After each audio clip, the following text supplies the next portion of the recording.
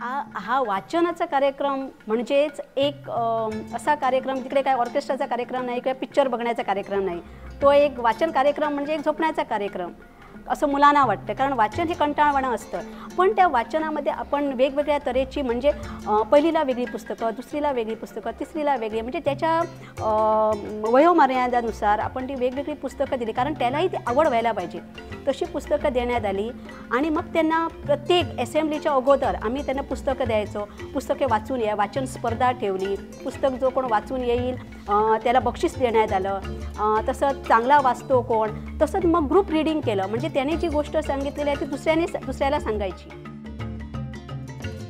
वाचन साधनेमुळे आमची आणि आमच्या शिक्षकांची विचारांची देवाणघेवाण होते व आम्हाला आमच्या शाळेमध्ये काय घडते ते आम्हाला कळते.